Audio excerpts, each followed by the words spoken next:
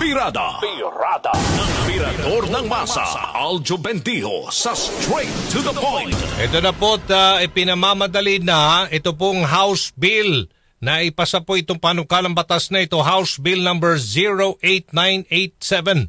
08987 o ito pong Act Punishing the Willful Failure to Pay Paternal Child Support Bayan ni ACT-CIS Representative by Erwin Tulfo at sa kanyang mga kasamaan dyan po sa Kongreso.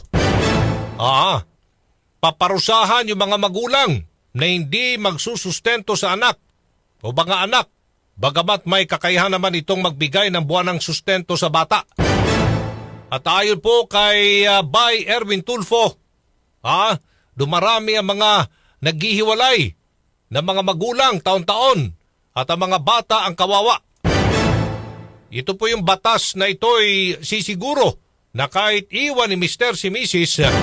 may aasahan pa rin na tulong pinansyal sa ama ang mga menor de edad na mga anak. At idinagdag pa ng mambabatas na sa konstitusyon ito na kailangang pag-aralin, damitan, bigyan ng masisilungan at makakain ng mga magulang ang kanilang mga anak.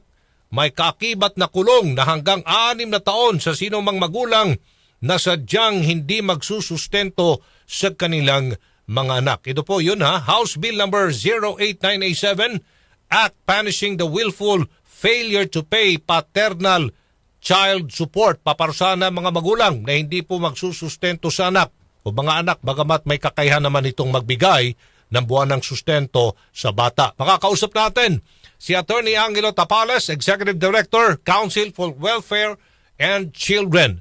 Attorney Tapales, magandang umaga. This is Aljo Bendijo. Live na po tayo sa RMN Manila, DZXL News 558.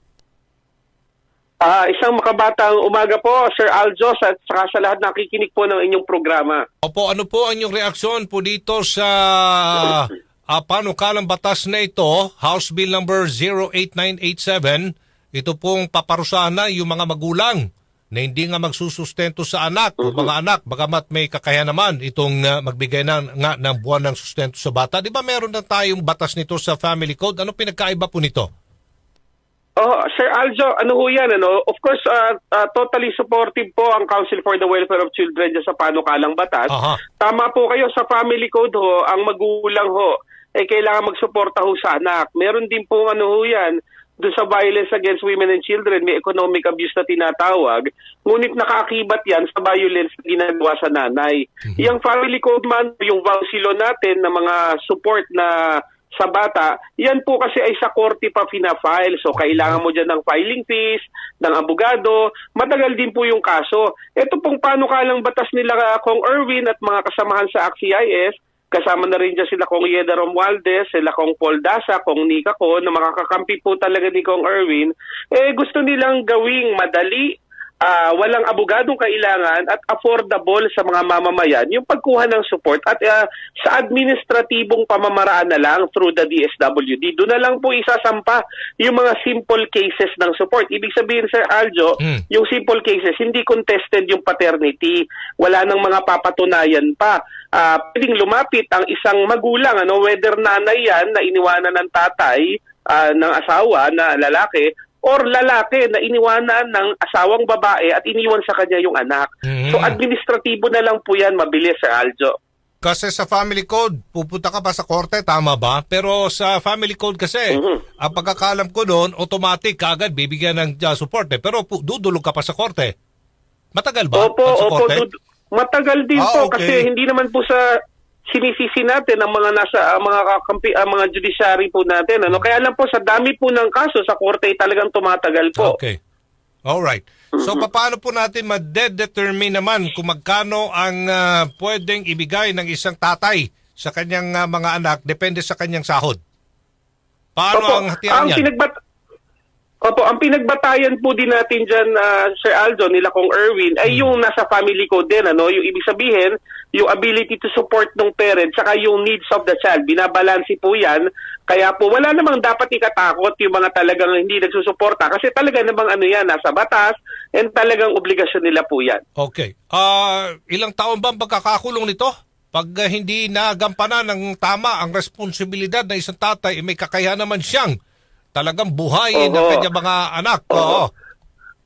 Opo, ang pinaparusahan po dito, lilinawin ko po, yung willful failure to support. Ibig sabihin, tama ka Sir Aljo, may kakayanan pero ayaw magsuporta. Yan po ay presyon correctional, yung nilagay po dyan. So 6 months, 1 day to 6 years po yan. Tama po yung binanggit nyo kanina. Okay, so kayo ay sumusuporta po dito. Apo. Pero yung mga bata lang susuportahan, di naman yung asawa o kaya yung dating asawa ng tatay. Ay hindi na po yung asawa o dating asawa kasi usually yung iba po diyan pwede naghiwalay na or nagkaroon na ng annulment o nullity cases. Kaya po yung bata na lang po yung may relasyon doon sa magulang. Hanggang ilang taon na dapat suportahan ng tatay yung kanyang mga anak? Alam niyo po sa family code, hindi lang below 18 yung kailangan suportahan. Pwede pong lumampas po dyan ng kaunti basta nag-aaral pa po yung bata at kailangan itaguyod ng magulang. Okay, sige po. Maraming salamat po sa inyong reaksyon. Attorney Angelo Tapales, Executive Director ng Council for Welfare and Children. Good morning. Maraming salamat po, Sir Aljo. Good morning!